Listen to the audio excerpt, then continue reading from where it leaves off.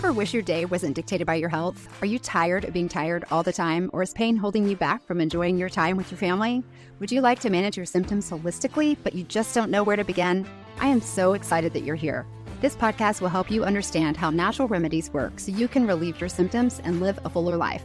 My name is Penny. I'm an occupational therapist, past pharmaceutical rep, a mom, and a wife with a strong faith, and for 25 years, I battled through debilitating Crohn's disease. I took all the medicine and did all the surgeries that stole so much time with my family, but never truly healed me.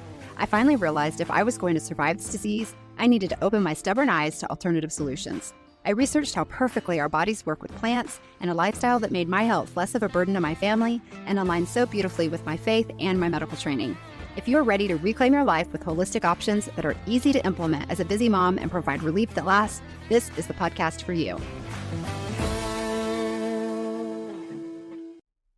Hey there, sweet Becoming Natural friends. Welcome to the Soap-Free Skin mini-series, a special set of mini episodes here on Becoming Natural, and I am your host, Penny Sampler. If you caught the full-length episode of 47 about soap-free skincare at the end of last week, you already know we took a deep dive into the dirty truth about body soap, the harmful ingredients, the damage it does to your skin barrier, and why scrubbing away your natural oils might be doing more harm than good. Now, I know that episode stirred up a lot of questions. Mainly, what the heck are you supposed to use instead? And I completely left you hanging over the weekend. I am so very sorry. Life happened and I left you soapless. There are more options than you might think. So instead of giving you a giant info dump in one go, I decided to break it down into short, sweet mini pods over the next few days. Nothing crazy and over the top. Each mini episode will spotlight a natural, effective alternative to soap that actually respects your skin.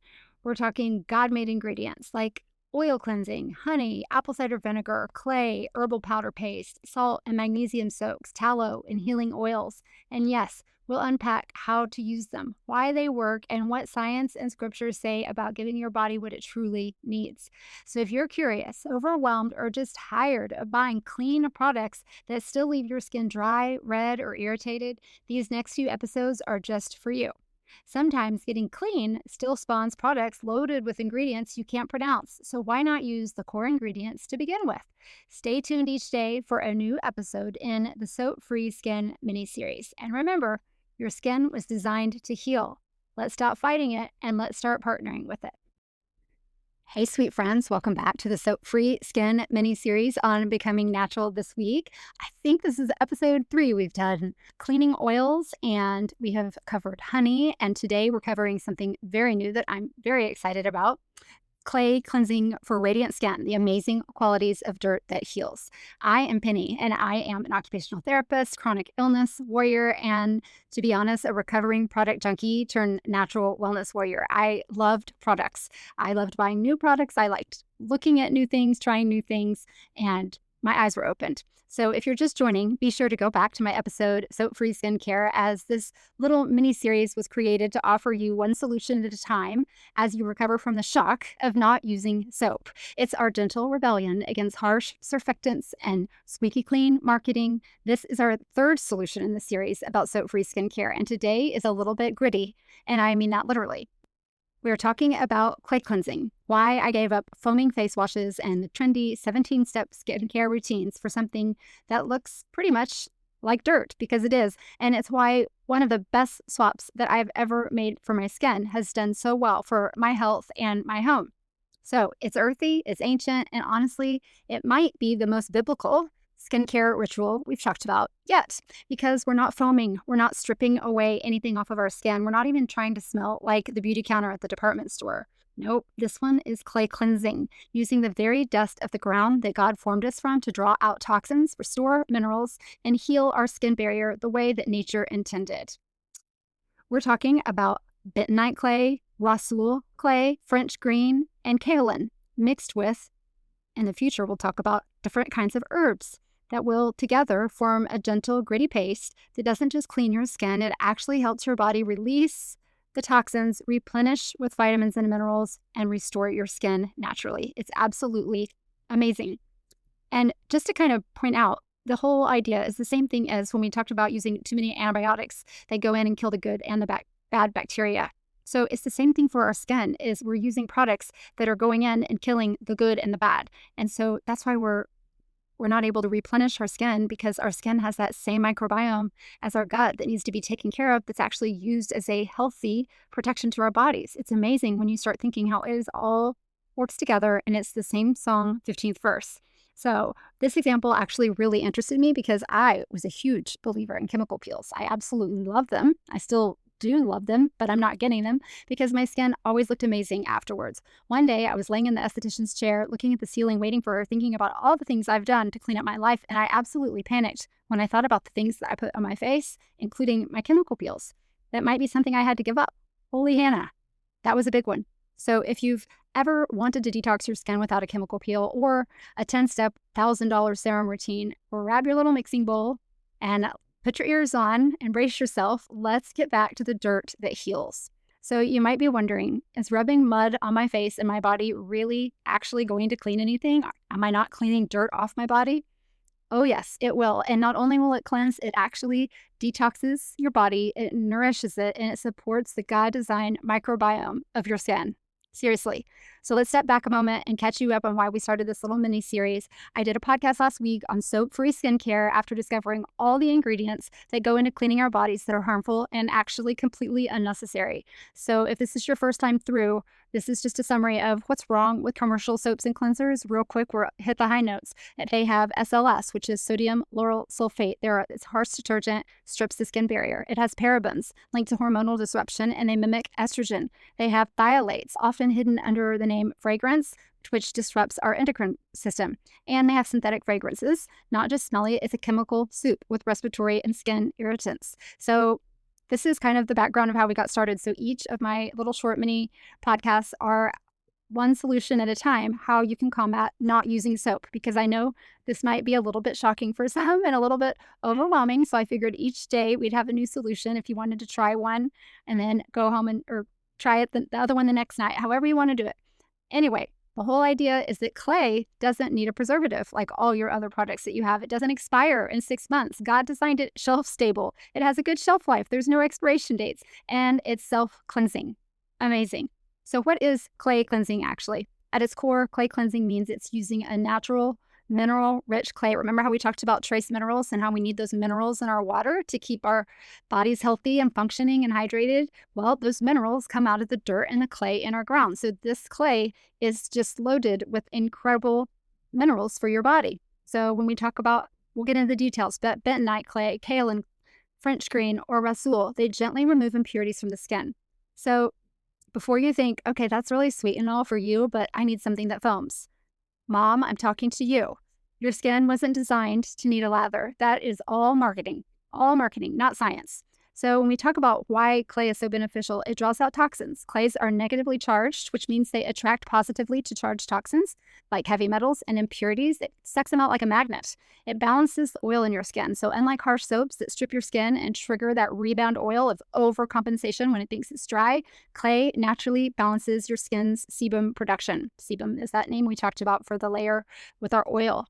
It exfoliates naturally. Clay has a micro exfoliating texture that helps slough off dead skin cells without damaging your barrier. It feeds your skin minerals like calcium, magnesium, silica, potassium. Clay gives back what our skin loses through stress and exposure just to the elements. And finally, it supports acne healing. Many clays have mild antibacterial and anti-inflammatory effects. Of course they do. Everything seems to in nature.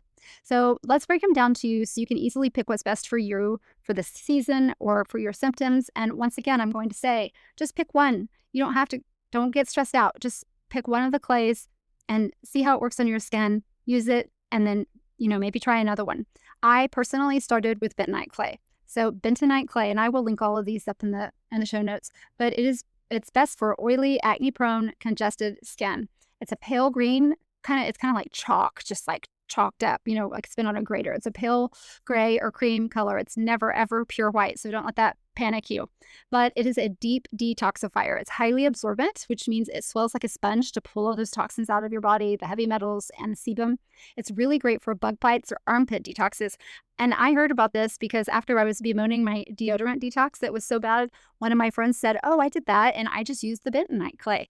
And she had no reaction. So the bentonite clay went into her armpits when she was detoxing or deodorant and kind of drew out all those impurities at once and made it way more tolerable. Highly recommend. So you can use them for bug bites. It takes out the inflammation. And there's a word, it's called Montmoril. I had this before, Montmorillonite. It is a volcanic ash derived mineral that is rich in clays, and it can calm inflammatory skin conditions like eczema or psoriasis when it's used sparingly. But please note that bentonite clay is actually more drying, so it's not super ideal for people who have dry or sensitive skin types unless you mix it with, instead of water or apple cider vinegar, mix it with the honey or mix it with like aloe vera, things like that. I've already learned honey's good, so you might as well mix it with that too and get a double whammy. The next clay is called rhassoul, and that is Rhassoul. It is best for combo or mature skin with dry patches or dullness, and the color of that clay is a reddish brown. It's a red dirt country, Oklahoma. But the key benefits of rhassoul is that it balances your oil while retaining moisture, and it's gentler than that bentonite clay. It's loaded with silica, magnesium, and calcium. It naturally softens your skin and improves your texture. It's lovely as a scalp mask if you want to put it in your hair, or a full body soak.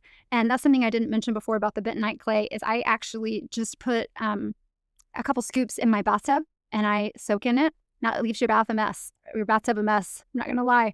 But I feel like if you're soaking in it, it's still drawing out, just a natural detox. Like I said, I do something different all the time. I'll soak in apple cider vinegar. I'll soak in bentonite clay. I'll soak in salts. I have all different things. But you can just easy button, dump it in your bath because it's hitting your whole body. You're getting some benefit out of it. But rhassoul is often used in Moroccan hammams and spa rituals. It's the self-care Saturday of the clays. So it's a really nice one. I've never used that. I've ordered it. It's on my list.